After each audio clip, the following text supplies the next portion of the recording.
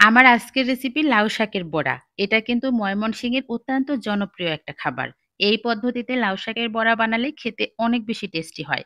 আপনারা চাইলে এই লাউ শাকের বড়া গরম ভাতের সাথে পরিবেশন করতে পারেন অথবা বিকেলে চায়ের সাথে স্ন্যাক্স হিসেবেও রাখতে পারেন। তো প্রথমে একটা বাটির মধ্যে আমি মসুরের ডাল আর মটরের ডাল নিয়ে নিলাম। এখানে ১ কাপ মতো নিয়েছি, তবে যেকোনো এক রকমের ডাল দিয়েও কিন্তু রেসিপিটি তৈরি করা যাবে। আর ডালগুলো আমি পানির মধ্যে ২ ঘন্টার মতো ভিজিয়ে রেখেছিলাম। এরপরে দিয়ে দিলাম এর মধ্যে ২ টা পেঁয়াজ, সাথে দিয়ে দিলাম কয়েকটা রসুন, এরপর দিয়ে দিচ্ছি কয়েকটা কাঁচামরিচ। এখন এগুলোকে পাটায় বেটে একটা মিশ্রণ তৈরি করে নিয়েছি।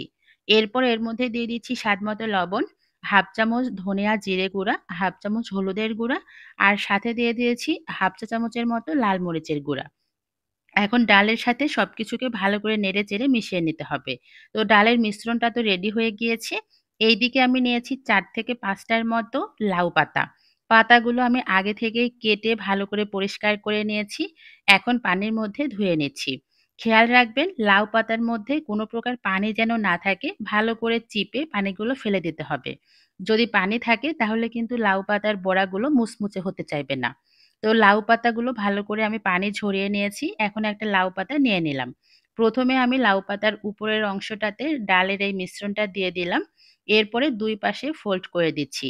আর প্রত্যেকটা ভাঁজে কিন্তু এই ডালের মিশ্রণটা দিয়ে দিতে হবে। আপনারা কিন্তু আপনাদের পছন্দ মতো এই শাকের বড়াগুলো বানিয়ে নিবেন। তবে আমি যেভাবে বানিয়ে নিলাম দেখতেই পেলেন এটা কিন্তু খুবই সহজ। আমরা ঠিক যেভাবে পরোটার ভাঁজ দিই সেভাবেই কিন্তু আমি বানিয়ে নিলাম।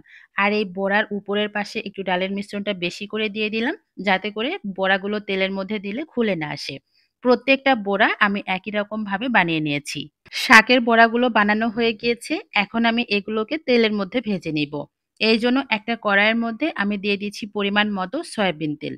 তেলটাকে ১ম এ একদম হাই হিটে গরম করে নিয়েছি। এরপর চুলার হিটটা মিডিয়ামে করে এক করে শাকের বড়াগুলো দিয়ে দিলাম।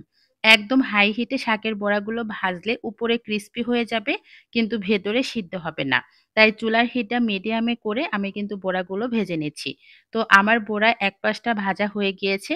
আমি উল্টিয়ে অপর পাশটাও একদম ক্রিস্পি করে ভেজে নিব। আর এই শাকের বড়াগুলো ভাজতে আমার মোটামুটি সময় লেগেছে ৭ থেকে ৮ মিনিটের মতো।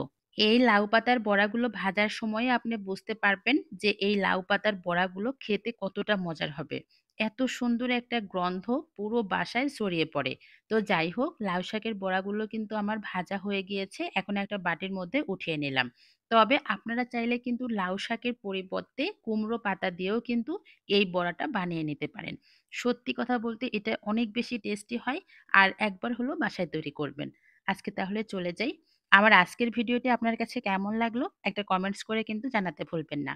যদি ভালো লেগে থাকে প্লিজ একটা লাইক, কমেন্ট, শেয়ার করে আমার পাশে থাকবেন। সবাই ভালো থাকবেন। আল্লাহ হাফেজ। আসসালামু আলাইকুম।